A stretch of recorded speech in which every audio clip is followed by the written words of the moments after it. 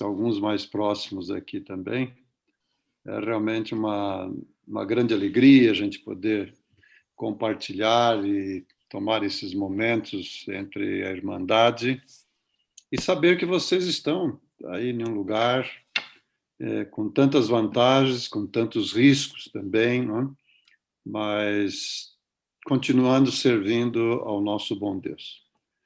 Ser um imigrante e não perder a fé é uma vitória extraordinária, porque a gente sabe que não é fácil superar as dificuldades, tudo que envolve um processo de imigração, de viver em outro país, outra língua, em outras condições, tem o seu lado de enriquecimento, mas especialmente em relação à fé, à espiritualidade, os riscos são muito grandes. E por isso a gente se alegra de saber que aí está um núcleo, não é? Um grupo de testemunho, de batalha, de luta, de força, de energia, e rompendo os caminhos também. E nós, na natureza, na vida humana, tudo está envolvido com crescimento.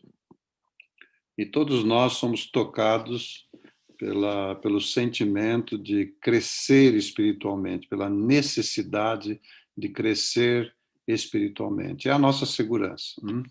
Se paramos de crescer, vamos deixando de lado a espiritualidade e corremos os riscos de perder a fé e perder a vida eterna também.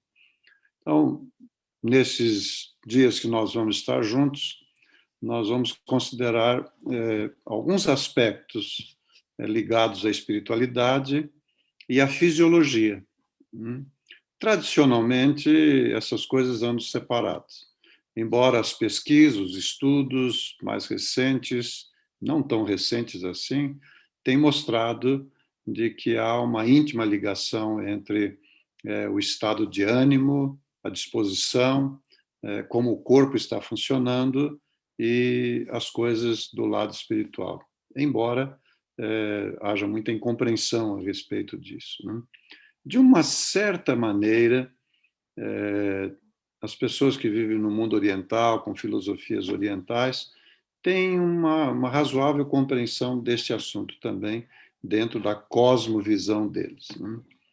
Nós temos também um entendimento da vida, um entendimento do presente, um entendimento do futuro, e isso nós chamamos de uma cosmovisão, e a nossa base está na palavra, né? Essa é a nossa riqueza. E nesta palavra nós somos orientados a conhecer e a compreender a nossa origem, e temos o entendimento que fomos criados. Aliás, até nas filosofias pagãs há o entendimento de que as pessoas surgiram neste mundo como fruto de uma criação, de uma origem. Ainda hoje estava vendo aí um comentário sobre os habitantes do Havaí, os nativos, e eles acreditam, ou pelo menos boa parte deles acreditam, que eles são frutos ou geração de seres extraterrestres. Isso é uma coisa interessante a pensar, né? De maneira geral, em todas as culturas, em todas as cosmovisões, existe lá uma origem. Então, quando nós falamos de espiritualidade, nós temos que pensar nesta origem. E, no nosso caso, que temos a palavra, a Bíblia, as Escrituras, né, que nos orientam, nós nos chamamos de criacionistas. Nós temos uma origem em um Deus, em um Criador que nos trouxe à existência. É verdade que o mundo religioso ele é muito tocado assim pelas coisas místicas. Só um minutinho, tem uma amiga aqui pedindo a questão do link. Eu entendo que é o que está sendo usado aí no site, né? Deixa eu só colocar aqui a Sônia. Deixa eu ver aqui, Sônia.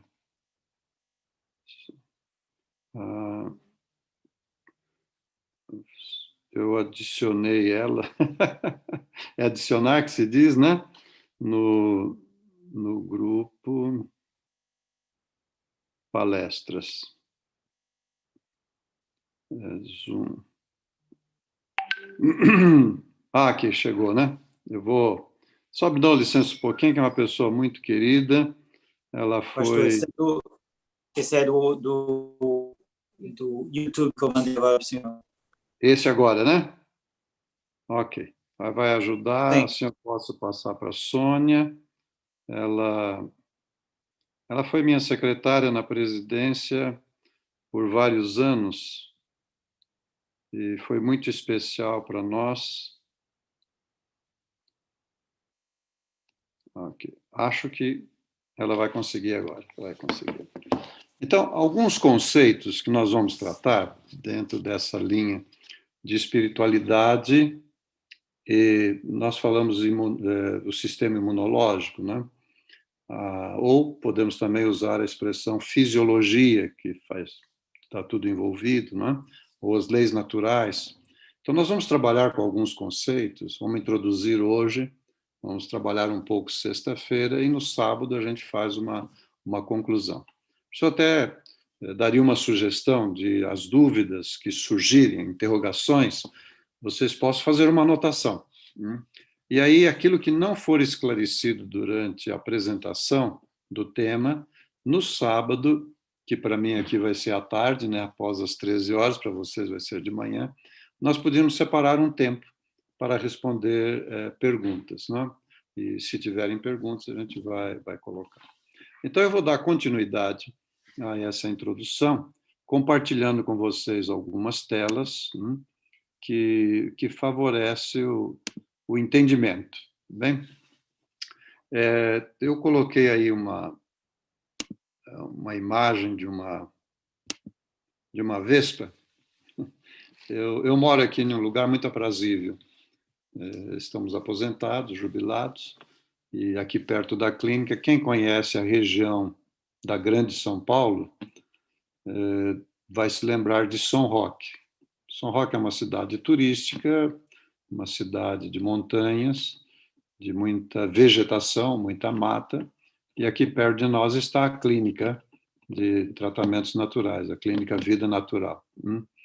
Então, esse aqui é um ambiente muito gostoso. Daqui da minha frente, que eu estou olhando aqui, é uma janela bastante grande, e a minha vista, assim, só vê palmeiras, vê árvores bonitas, um bosque, não é? Mas também tem vespas. E esta semana, agora no começo da semana, elas entraram, um grupo, acho que umas 20 entraram aqui, eu deixei a janela um pouco aberta, e aí elas ficam batendo no vidro e querendo sair, porque a luz, a iluminação do sol está lá fora, né? Então elas ficam batendo, e eu fui querer salvar algumas dessas vespas. E peguei um papel, assim, fui devagarzinho, puxando uma, empurrando, aí uma lá juntou e grudou aqui no meu dedo aqui, deu uma picada aqui, outra aqui. Minha nossa, mas como dói. Eu acho que a minha lembrança de ser picado por uma abelha, uma vespa, acho que devia ter uns 7 ou 8 anos de idade, né? E agora, com 70 e poucos anos, ser picado dessa maneira foi bárbaro, mas como é doído isso, né? E aí fui ler até sobre vespa e conhecer um pouco desse assunto, né? Interessante que vespa não produz mel, né? As abelhas, sim. Elas devem ter uma outra função, né? Mas o que representa isso?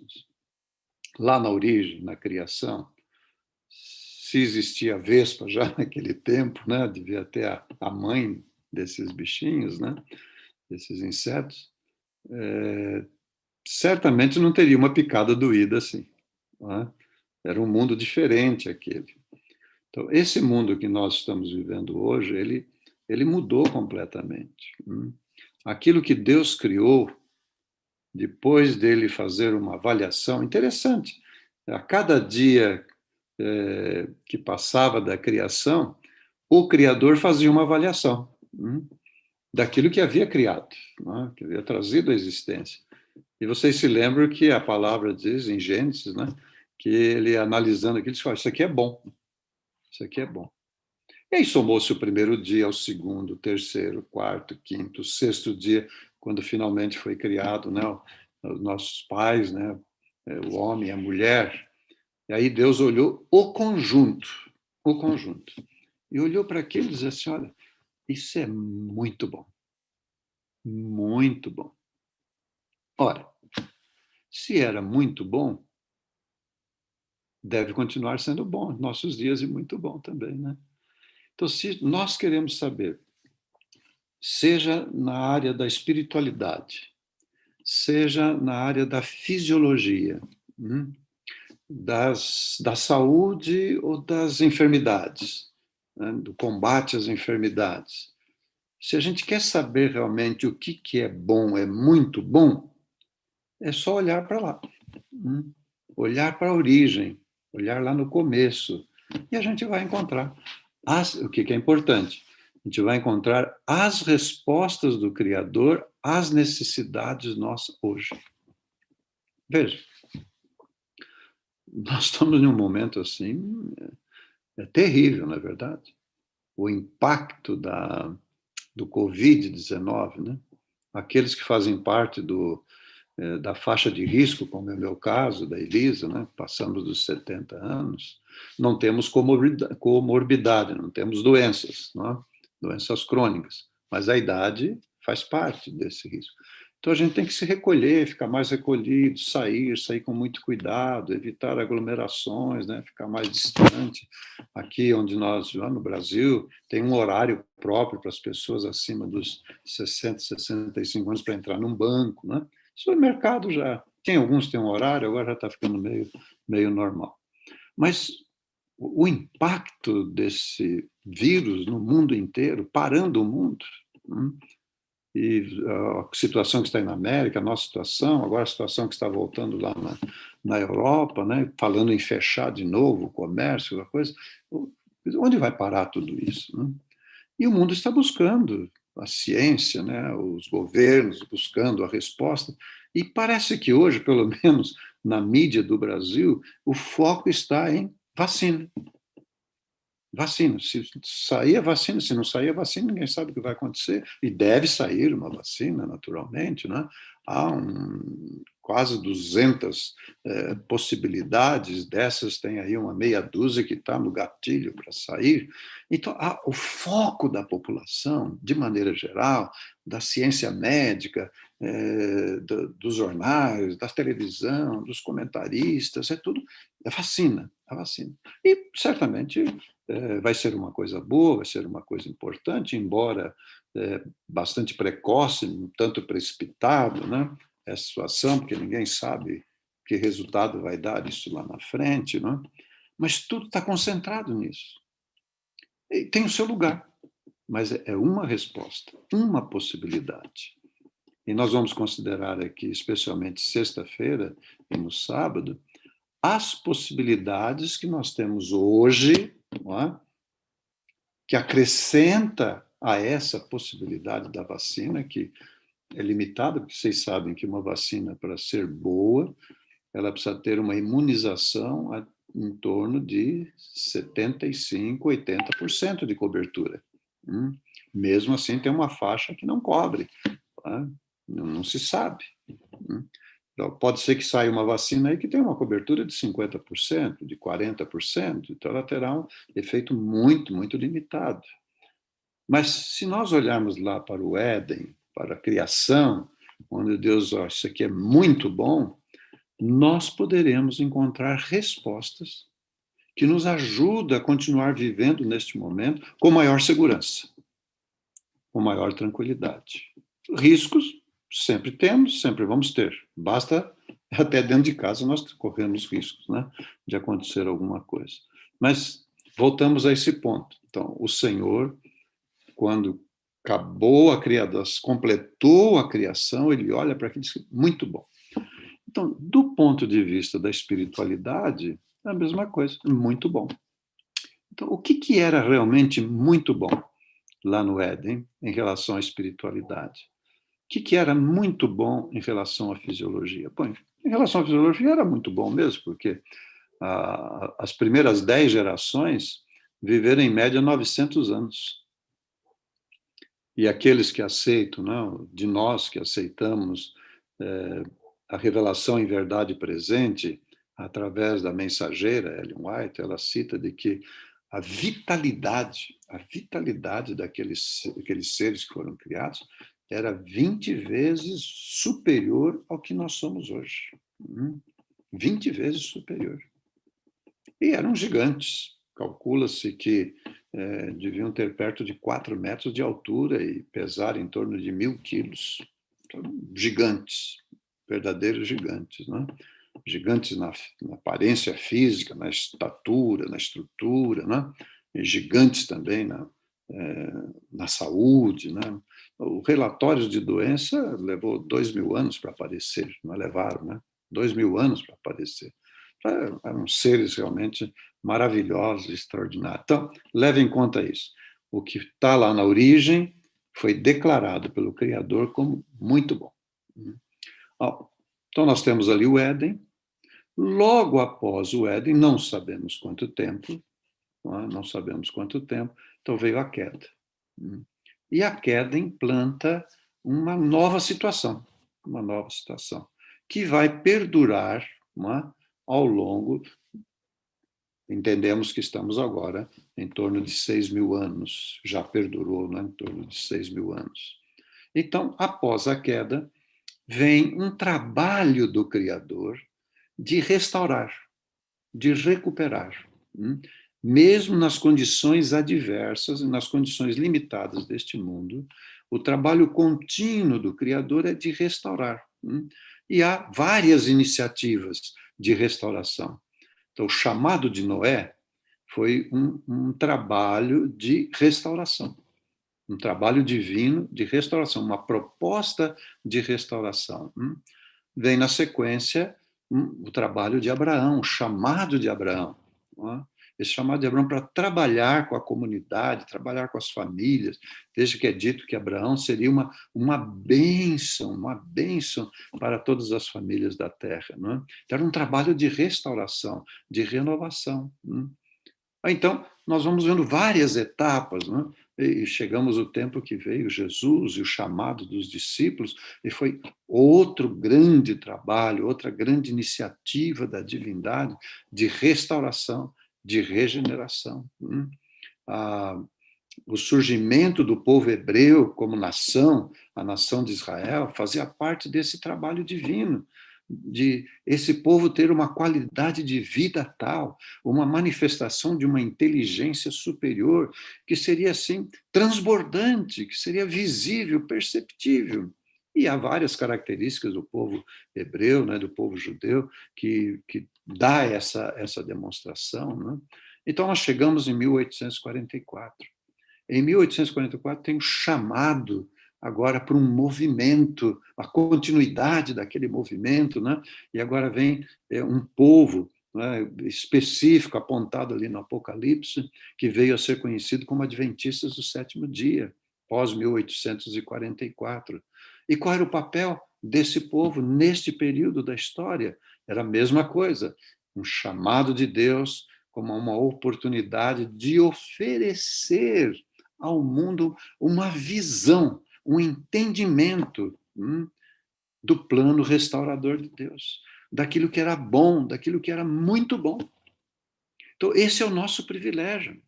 Aonde quer que nós estejamos vivendo, onde quer que a gente esteja trabalhando, a nossa vida, o nosso estilo de vida é para ser essa demonstração da resposta divina, ou das respostas divinas para as nossas necessidades hoje.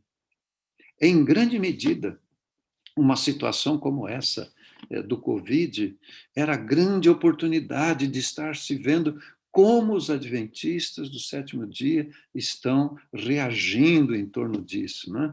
E o que eles estão procurando, onde eles estão se fixando no que é que eles estão crendo, o que que eles estão proclamando dentro desse quadro em que que nós estamos vivenciando, nós estamos trabalhando, né?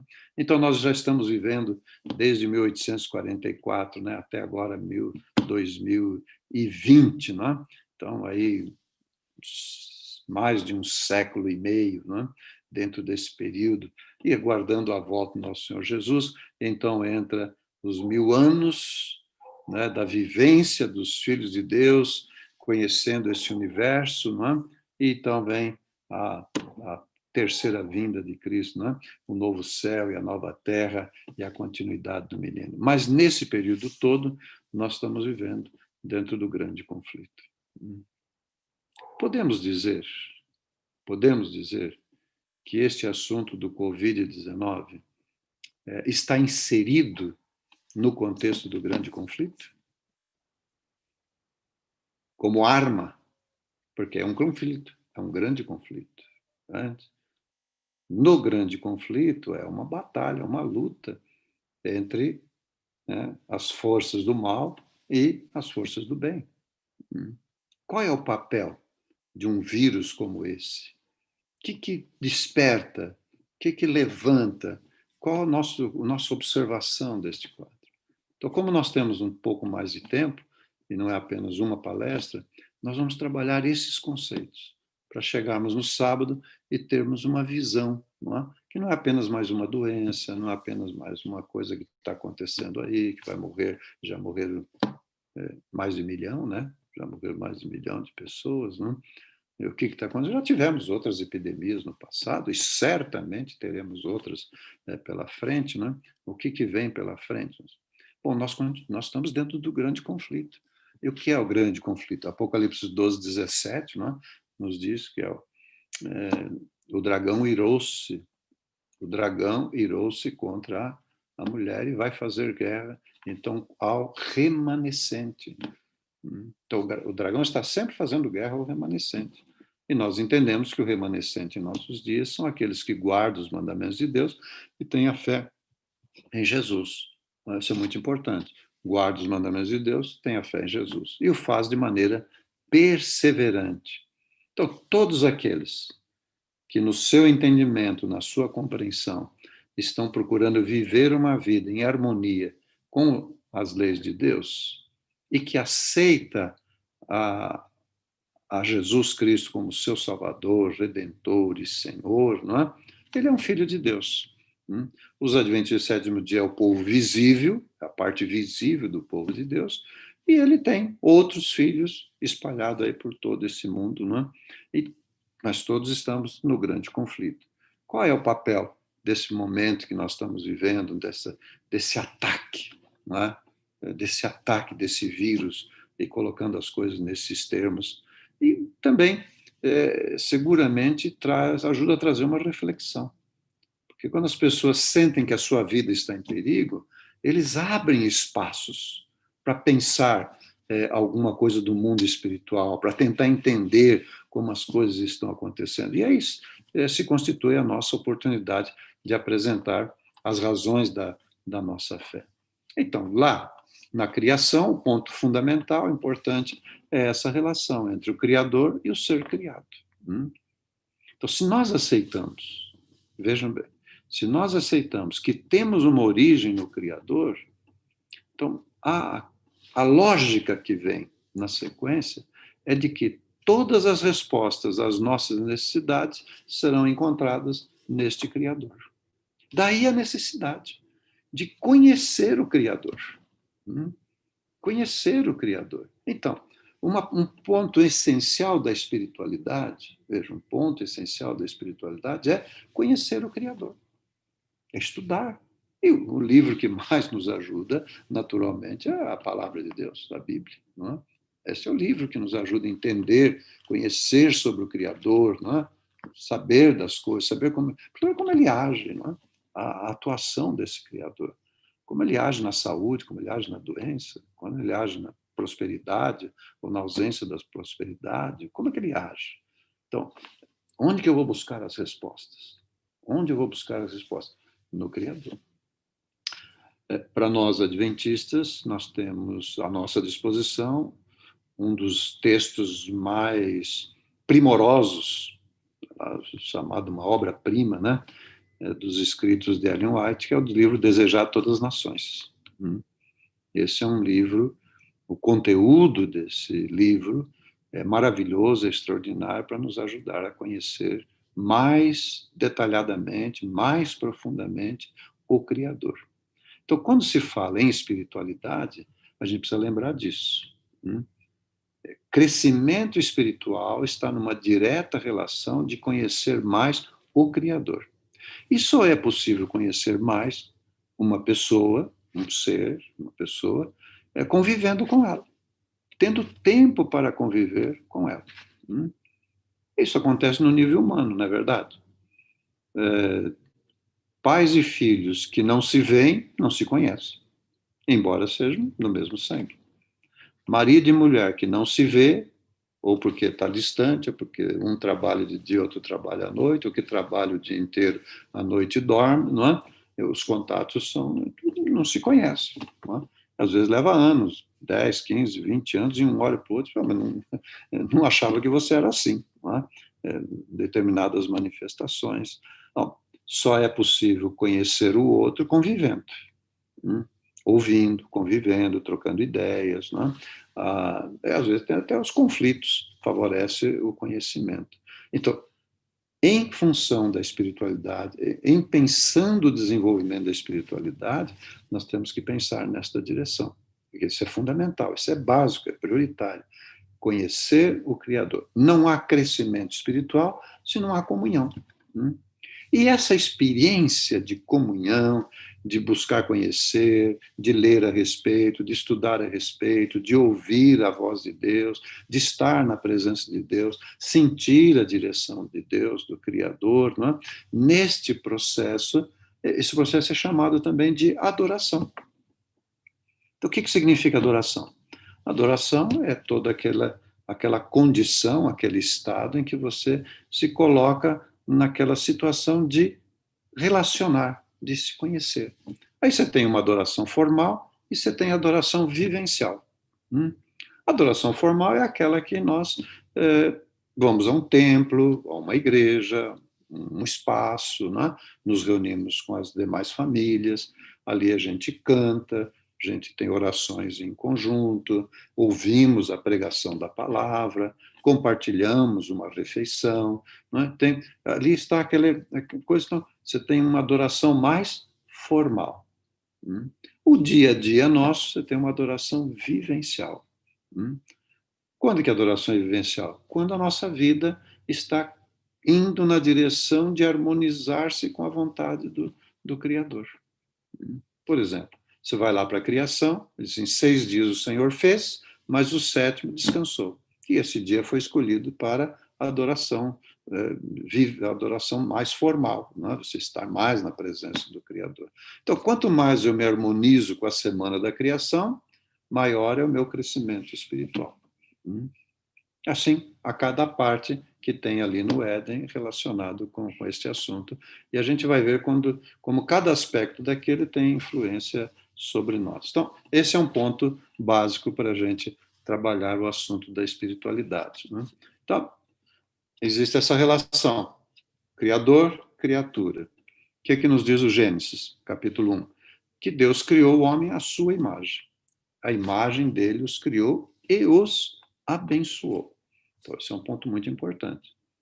Então, de uma forma prática, vamos dizer assim, tecnicamente, a gente não precisaria pedir, Senhor, me abençoe. A gente pede porque é uma prática nossa, né? Coisa assim, porque na origem nós já fomos abençoados. Na origem.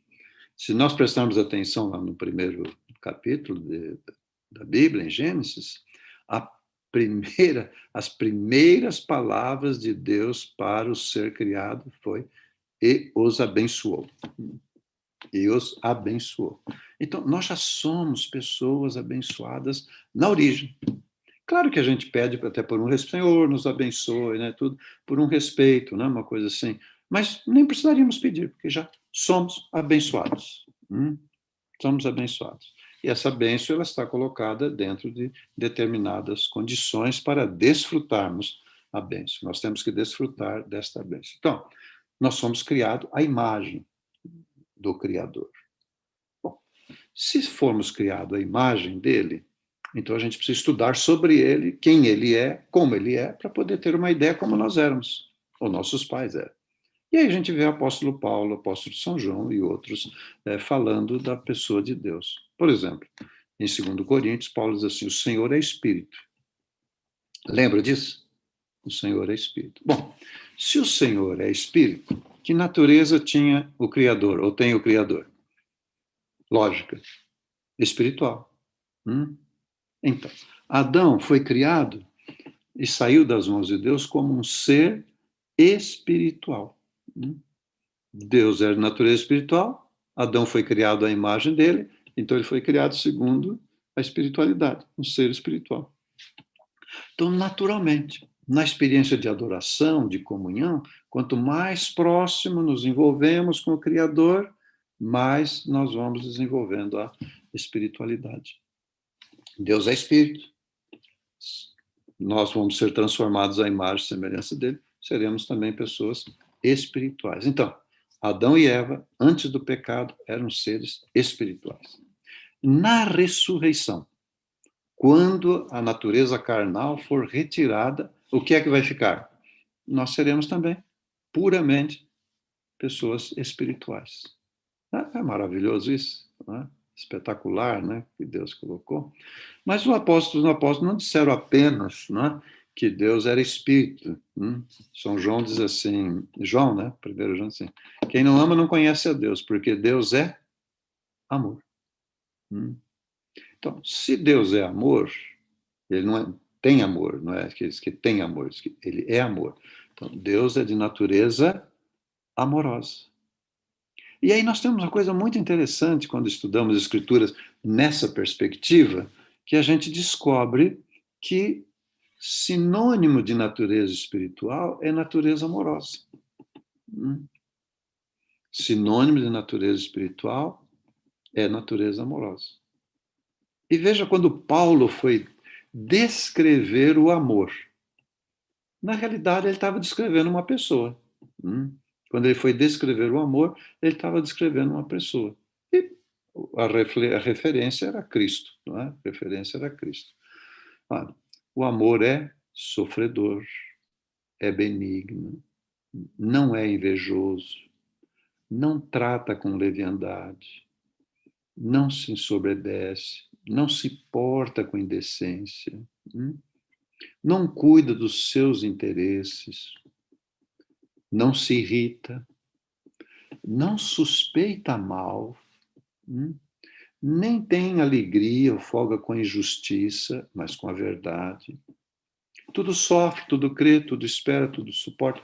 Nunca falha. Nunca falha. Então, quando a gente fala em amor, o que é amor? Hoje em dia está tão deturpado isso que amor é sinônimo de expressão da sexualidade, é paixão, aquela coisa toda. Quando acaba o fogo da paixão, acabou o amor. Isso não é amor, né? Isso não é amor. Paixão é paixão, não é? É um sentimento, aquele fogo que está envolvido ali com a aproximação de duas pessoas, né? Isso até. Mas amor é isso aí. Essa é a descrição.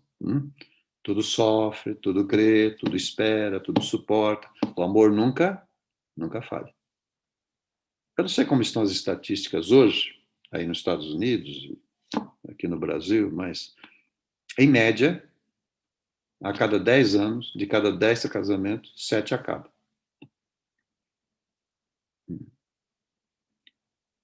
Mas estavam apaixonados, se casaram, apaixonados, se envolveram, aquela coisa e tal, geraram até filhos, né?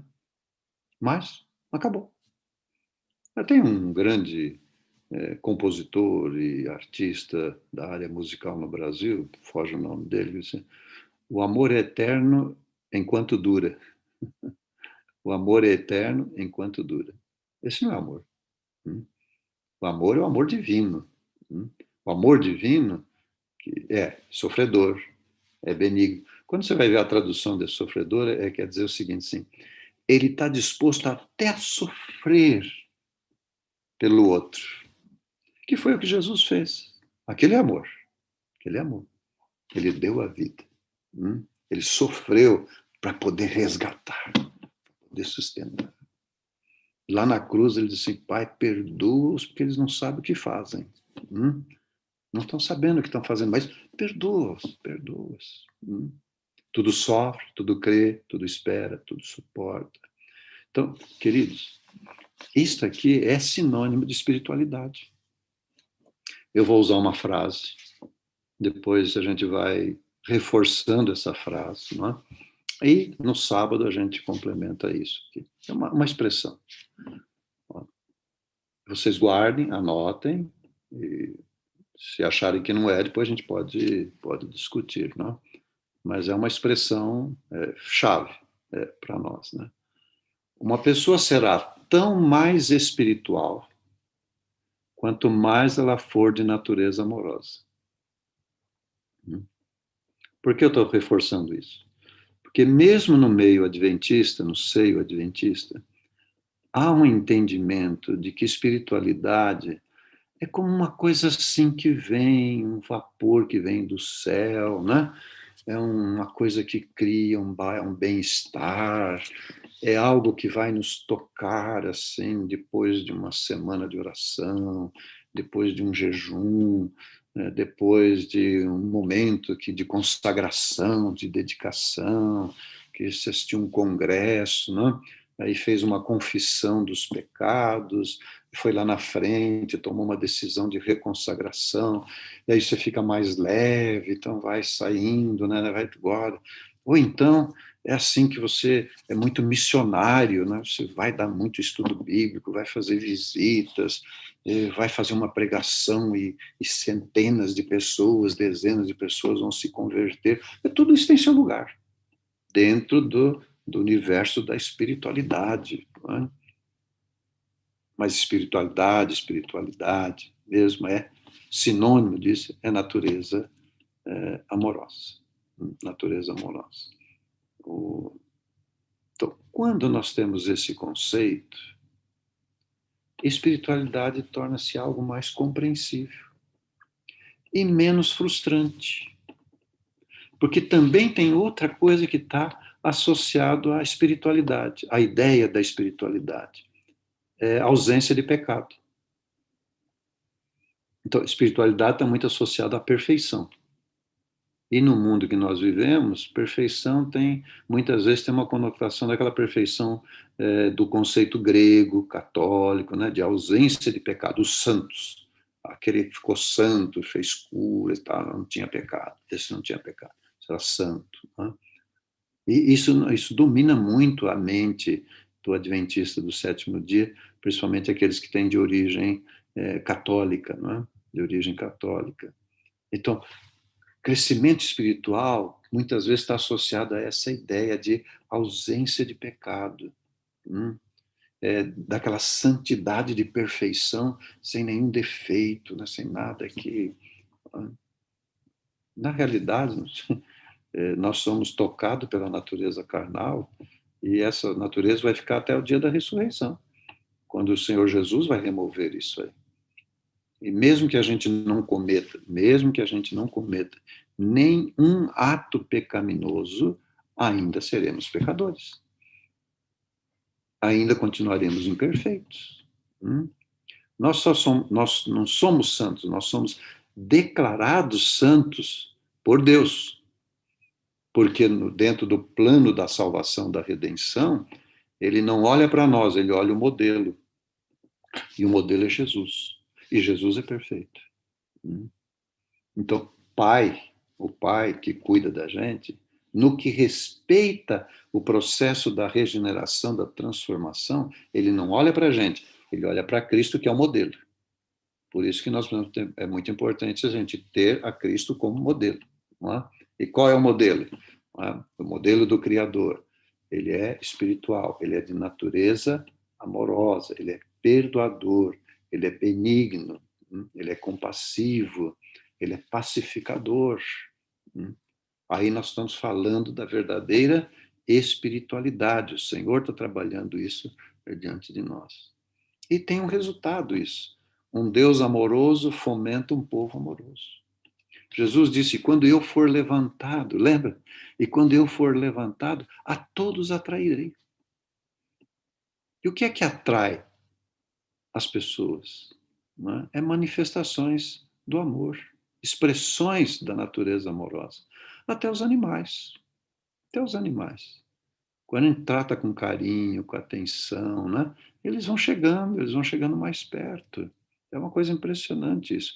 Sexta-feira eu vou mostrar algumas imagens relacionadas no mundo da natureza, no mundo animal, sobre esse assunto da natureza amorosa e do processo de atração, né? Um Deus amoroso fomenta um povo amoroso. Então, qual é o Deus que nós precisamos conhecer? Que aspectos desse Deus, né, que nós estamos conhecendo ali, e entender a justiça, entender o juízo, entender, inclusive, os juízos que aconteceram na Terra até os nossos dias, não é? E o que está previsto para frente, dentro desse contexto de um Deus amoroso. Esse Deus amoroso transforma um povo amoroso. E veja o que Paulo diz. Paulo, né? Paulo, olha o que ele diz lá, né? Portanto, como um povo escolhido de Deus, santo e amado, revistam-se de quê?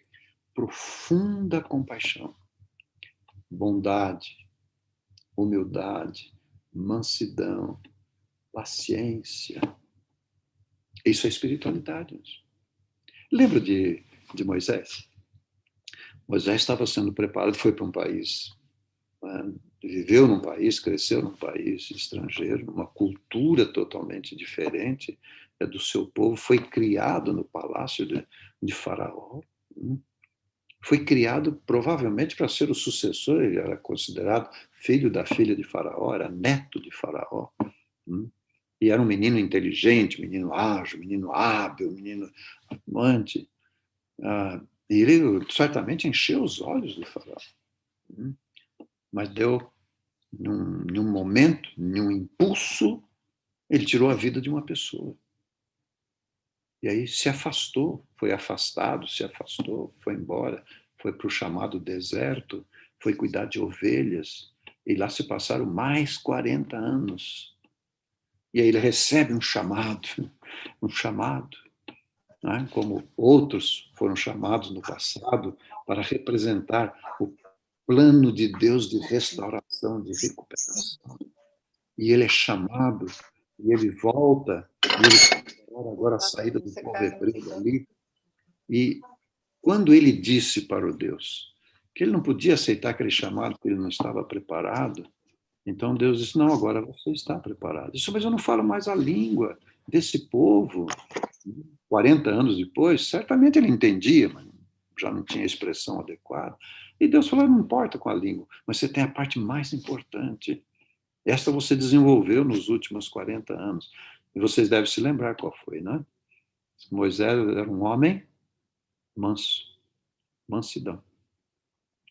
E se nós formos lá no Sermão da Montanha, nós estamos falando de espiritualidade. Se nós formos lá no Sermão da Montanha, vocês vão verificar ali as bem-aventuranças. A primeira bem-aventurança da transformação é mansidão. A primeira bem-aventurança da transformação é bem-aventurados os mansos, porque eles herdarão a terra. Isso é espiritualidade. Este processo de desenvolver a mansidão, a paciência, a tolerância, a manifestação da compaixão, da bondade, isso tem que ver com espiritualidade. A espiritualidade. Não é? E o que isso tem que ver com o tempo que nós estamos vivendo? Então, lembre-se, para o contexto que nós estamos estudando aqui, não é? Sinônimo de natureza amorosa é natureza espiritual. Sinônimo de natureza espiritual é natureza amorosa. Na realidade, veja, na realidade, a natureza espiritual se expressa através de atos segundo a natureza amorosa. E quais são esses atos segundo a natureza amorosa? Paciência, tolerância, perdão, misericórdia, humildade, mansidão, pacificação. Lembra? E aí estão chamados fruto do Espírito. Lembra? Quando é falado assim, bom, quem é que tem o Espírito? Quem que tem o Espírito? Quem que está cheio do Espírito? E logo se dá lá, Paulo dá os frutos do Espírito. E aí vai lá. Se você relacionar os frutos do Espírito, é a característica da natureza amorosa, que é ser de natureza espiritual. Não é maravilhoso? Né? Não é mais compreensível, não é mais assimilável para a gente? Né? Bom, mas nós estamos vivendo dentro do grande conflito. Dentro do grande conflito, nós temos aí essa batalha, natureza carnal, natureza espiritual. Natureza carnal que foi, então, introduzida com a queda. Na realidade, o que foi a queda? Foi isso. Foi a introdução de uma outra natureza, chamada por Paulo de velho homem, de natureza carnal, natureza pecaminosa. Né? Então, você tinha a natureza espiritual, manifestada através dos atos segundo a natureza amorosa, e agora surge a natureza carnal. O que representa a natureza carnal? É um processo. O Sr. White fala que é uma força que está dentro de nós, é um poder, é uma força que está dentro de nós, que gera atos chamado de pecaminosos, segundo a natureza carnal. Estão acompanhando? Não é? Então, esses atos, essa natureza, não é? Que vai trazendo, olha lá. Então, nesse grande conflito, nós temos aí Deus e Satanás, eles trabalham segundo as suas armas, né? Mas em função da pessoa humana, homem e mulher, ser humano, o ser humano. É politicamente correto dizer assim, né? Antigamente, quando falava o homem genérico, era homem e mulher, né? Mas o ser humano. Então, no grande conflito, Deus e Satanás Satanás está em conflito contra Deus, né? E Deus está cuidando de arranjar essas coisas e vai atacando o homem. E aí vem uma coisa interessante. Em relação a esse grande conflito, Deus tem uma maneira de agir e Satanás tem uma outra maneira de agir. Preste atenção nisso, que isso é importante para a gente acompanhar depois, para entender o momento que nós vivemos e entender as respostas de Deus para nós. Quais são as respostas de Deus para nós hoje? Então, como é que Deus age? Diz o apóstolo que Deus age circundando esse ser humano com uma armadura, com uma proteção.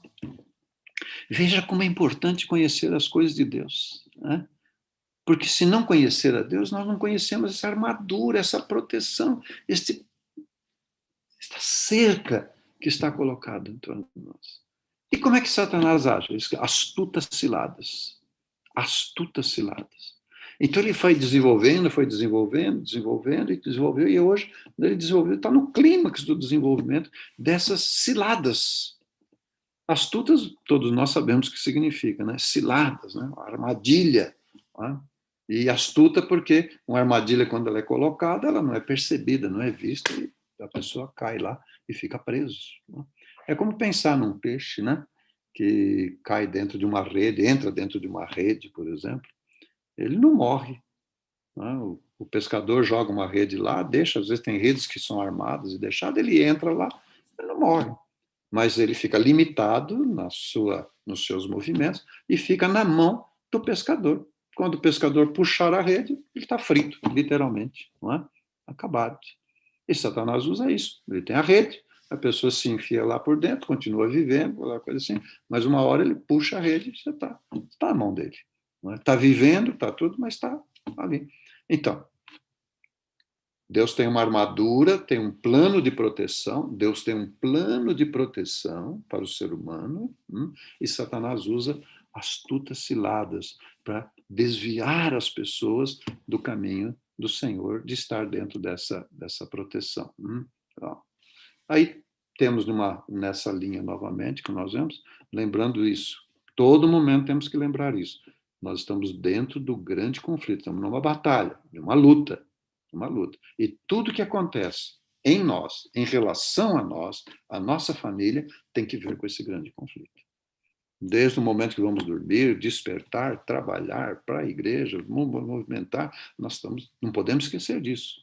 Nós estamos, como filhos de Deus, sob ataque, constante ataque, permanente ataque.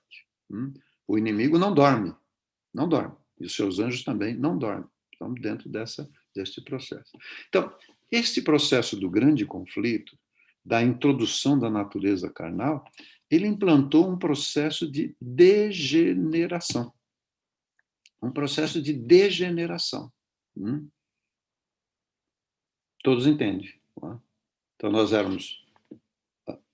tivemos uma origem perfeita, de natureza espiritual, manifestando, com as manifestações segundo a natureza amorosa. Agora vem um processo de degeneração, processo de degeneração. Eu vou usar algumas ilustrações. No sentido espiritual, qual foi a degeneração? O ser se manifestava segundo a natureza amorosa. Agora ele passa a se manifestar também como esse tipo de gente aí. Egoísta, avarento, presunçoso, blasfemo, arrogante, desobediente à paz, ingratos, ímpios. Esse é um processo de degeneração. Então, as manifestações da natureza carnal são manifestações de fragilidades implantadas por essa natureza. São fragilidades. Isso aqui tudo são fragilidades. Tiago, capítulo 3, verso 13 a 17, ele é muito interessante. Veja a pergunta dele. Todo o capítulo está tratando desse assunto. Mas ele começa, acho que lá no verso 13, assim: quem dentre vós é sábio, entendido, mostre pelo seu bom trato as suas obras em mansidão. Olha que interessante. Mostre as suas obras em mansidão de sabedoria. Mansidão de sabedoria. Mas, se tende amarga inveja, sentimento faccioso em vosso coração, não vos glorieis. Não vos glorieis. Por quê? Porque aí são manifestações da natureza carnal. Então ele diz assim: esta não é a sabedoria que vem do alto, mas ela é o quê? Terrena, animal e diabólica. Diabólica. Sexta-feira a gente vai trabalhar um pouco mais isso aqui com vocês. Guardem isso, Tiago capítulo 3. Então, esse processo de degeneração, por que ele é perigoso? A natureza carnal. Esse processo é perigoso. Por quê? Você tem ali humanamente, você tem a degeneração leva a ser semelhante ao animal, e você tem, finalmente, semelhante ao diabo, diabólico. Então, o ser que foi criado espiritual, segundo a natureza amorosa, agora pode se transformar em um ser meramente terreno. Está aí vivendo, indo, gente boa, gente até educada, gente respeitosa, mas não tem fé, não tem crença, não tem nada. Também não faz o mal, faz algum bem, cuida da sua vida, não é? Animal. Animal. Qual que é a questão do animal? É o instinto. Eu contei para vocês da vespa, né? A vespa. Olha, eu estava querendo salvar a vespa. Eu não queria matar. Eu podia ter pego aqui um e sair batendo, matando aquelas aqui, né? Mas olhando aquelas abelhas, não, a vespa, né? Olhando as vespinhas voando aqui, foi coitadinhas, né? Não vai conseguir. Ela sobe o vidro, chega lá, cai aqui embaixo, sobe, né? Aí fui pegar, levar lá. E duas me pegaram, me ferraram, né? Eu tive que tirar, assim, o espetinho delas, né? E doeu. Imagina que eu pudesse ter falado com a abelhinha, a vespinha, né? Assim, olha, estou aqui cuidando de vocês, estou tirando, é para salvar vocês, não é? Animal. Ele age por instinto. Instinto. Isso acontece com o ser humano. Ele age por instinto, ele pode matar uma outra pessoa agindo instintivamente. Moisés agiu por instinto, lembra? Foi instintivo, ele deu um murro na pessoa e matou. Ele não queria matar. Moisés não levantou de manhã e disse, hoje eu vou matar um camarada, vou encontrar ali no caminho e vou matar. Não, ele não planejou. Os bandidos planejam, mas ele não planejou. Vocês acham que Caim levantou de manhã e disse assim, bom, hoje eu vou matar meu irmão? Não. Ele foi lá, estava vivendo com ele, aí tiveram uma conversa, essa conversa evoluiu para uma discussão, e o assunto deles era religioso. Qual era o assunto de Caim e Abel naquele momento? Qual era o assunto? Como se apresentar melhor diante de Deus. Esse era o assunto. Mas ele ficou tão assim, irado, tão uma coisa, tão agoniado com a situação, que ele pegou um pau, sei lá o que ele pegou, e bateu na cabeça do irmão e tirou a vida do irmão. Animal, quer dizer, não é animal no sentido de agir por instinto. Então, o desenvolvimento da natureza amorosa, o desenvolvimento da espiritualidade é uma forma do Senhor nos proteger. É uma armadura que Ele coloca diante de nós, para que a gente não manifeste as ações instintivas da natureza carnal. Que é perigoso. É perigoso. O mínimo que acontece é a separação. O mínimo que acontece é um para um lado, outro para o outro. O mínimo que acontece é pai abandonar os filhos. Isso é o mínimo que acontece. Mas a violência está aí, terrivelmente aí diante de nós. E, finalmente, se transforma, a degradação chega a um ponto que isso é diabólica. É imagem e semelhança de Satanás. É esse o perigo da natureza carnal. Diabólica. Então, espiritual, que é uma forma de espiritualidade degenerada, não é? Diabólica. E aí não tem mais retorno, aí não tem mais salvação, aí não tem mais perdão. Aí vai ser destruído. Então, quando Deus realiza, atua num juízo, especialmente os juízos coletivos, Deus nunca destrói pessoas. Os seres que serão destruídos serão seres à imagem de lá Satanás, de Lúcifer, diabólicos. Esses é que serão destruídos, que aconteceu no dilúvio e vai acontecer no final, não é que o Deus está colocando para nós. Então, o animal, ele pode agir instintivamente e vai agir buscando a sua própria, a sua defesa, achando que está se defendendo. Nós estamos, então, nesse grande conflito.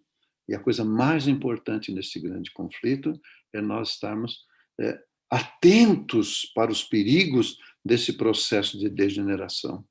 E aí vocês têm esse quadro, né? Obras do Espírito e obras da carne. Obras do Espírito e obras da carne. E, queridos amigos, só há um poder que pode controlar este processo.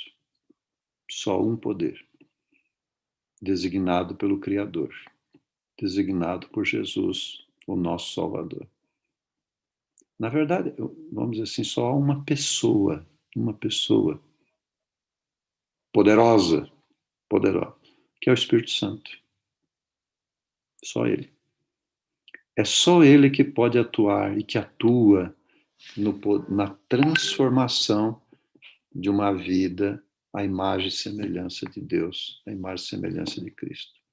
É só ele que tem condições de controlar a força da natureza carnal. É só ele que tem condições de trabalhar e controlar esse processo de degeneração. Então a gente não pode brincar com isso, é uma coisa muito séria. Nós estamos dentro do grande conflito. E o dragão irou-se contra a mulher. Então todas essas manifestações de obras da carne, todas essas manifestações, se uma pessoa está possuída, envolvida com isso, ela tem que lembrar que ela está precisando do Espírito Santo atuar na sua vida, para atuar e desenvolver a natureza espiritual, desenvolver as manifestações da natureza amorosa. A ira é uma dessas características. Os animais muitas vezes manifestam essa ira para defender o espaço. Eu gostaria só de completar com esses estudos e essas pesquisas. O Dr. Joel Fuhrman, ele é médico e ele faz parte dessa geração atual de profissionais da área de saúde, médicos nos Estados Unidos, e agora se espalhando pelo mundo, que trabalham com o assunto de recursos naturais para cura e para prevenção, e eles denominaram de uma, não é de medicina alternativa, não mais, eles não estão usando mais esse texto, né? Assim como não estão usando mais a coisa de ser vegetariano, ser vegano, né? Eles estão usando o assunto de medicina do estilo de vida, medicina do estilo de vida. No caso de alimentação, eles chamam base uma alimentação baseada em plantas.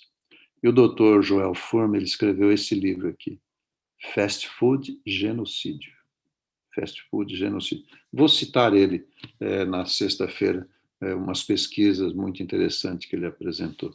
E nesse livro, ele traz esse texto que eu acho que todos vocês que estão aí nos Estados Unidos podem entender. Até deveria ter traduzido, né? Mas achei interessante, no momento, deixar assim. Então, o que ele diz? E não é adventista do sétimo dia, Dr. Joel Fuhrman, diz assim que o cérebro humano, né, o mais complexo com estrutura conhecida do ser humano, está sob ataque. O cérebro humano está sob ataque. Né? O cérebro é um órgão vivo que, se ele tem falta de alguns nutrientes, ou se é utilizado, vocês veem, pequenas quantidades de alimentos não naturais, ele enfraquece, ele é prejudicado, e ele é prejudicado grandemente. As evidências indicam, na área científica, evidência é uma outra palavra para provas. Então, há pesquisas científicas que provam, mas na linguagem dos cientistas, dos pesquisadores, eles falam em evidência. Na linguagem popular, evidência é alguma coisa que parece ser, mas na linguagem científica não. É que há indicações através das pesquisas para que aquelas afirmações estão lá. Então, diz que as evidências indicam que o bem-estar emocional, não é? A prática da ética, a criatividade, a inteligência, depende de uma alimentação suficientemente saudável. E é impossível ter umas emoções normais, não é? E uma vida emocional saudável quando as pessoas usam regularmente o que é chamado de fast food.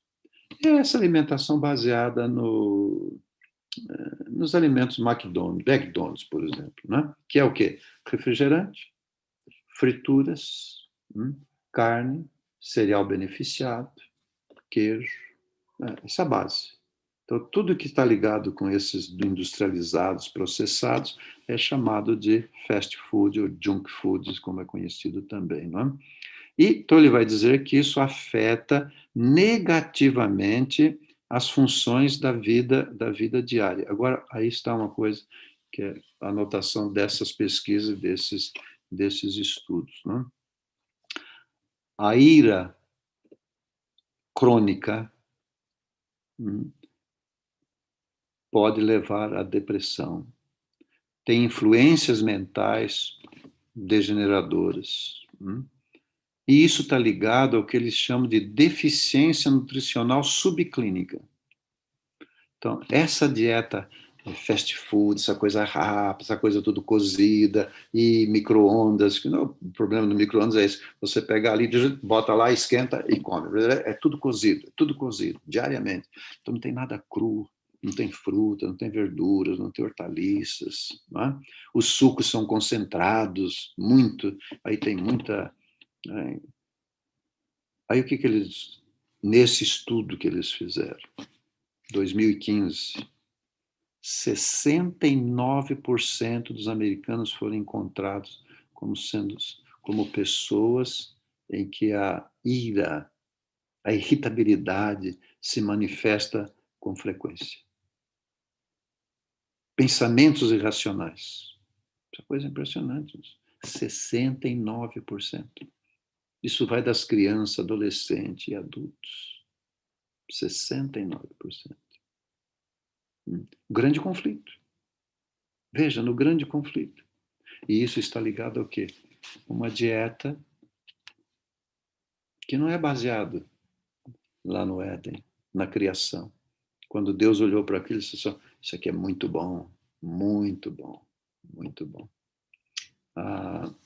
Sexta-feira eu vou apresentar algumas pesquisas feitas nessas universidades de Wisconsin e Stanford, né, em relação aos efeitos da ira sobre o sistema imunológico, sobre a questão do perdão, né, a questão que está envolvida com isso que está colocado para nós.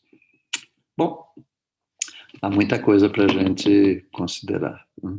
Então, hoje nós tratamos mais desse assunto da espiritualidade. Aí vamos tratar na parte da fisiologia. Então, sexta-feira eu vou dedicar um pouco mais de tempo à fisiologia.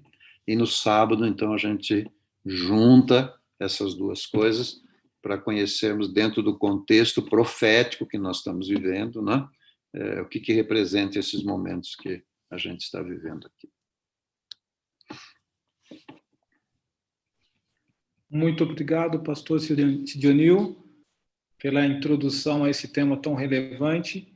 E sexta-feira a gente está de volta, conectado com vocês. Obrigado a todos aqueles que se conectaram. E o convite está aí, é o mesmo link que você teve acesso hoje, você terá amanhã. Pastor, eu gostaria de pedir para o pastor nos despedir e despedir todos aqueles que estão conectados conosco pelo YouTube ou pelo Zoom com uma oração. O senhor pode fazer isso? Perfeito. Estou vendo o Santana agora lá no cantinho lá. Bom revê-lo, amigo. Bondoso Pai Celestial, que privilégio nosso podermos tomar tempo para abrir a Tua palavra, abrir o livro da natureza e compreender as Tuas manifestações a nosso benefício, a benefício da humanidade nesse tempo em que tão perigoso em que nós estamos vivendo. Mas também tempos de grande oportunidade para expressarmos e manifestarmos, não é, a bênção de viver em harmonia com a Tua voz, a Tua palavra e as Tuas leis. Que o Senhor possa continuar abençoando ricamente todos os Teus servos, Teus filhos espalhados por este mundo, de maneira muito particular, esta congregação da cidade de Chicago e outras mais aí nos Estados Unidos, e que neste período do inverno que se aproxima, onde os riscos são maiores, eles possam se sentir cercados por Tua proteção. Agradecemos tudo, em nome do Senhor Jesus. Amém, Senhor.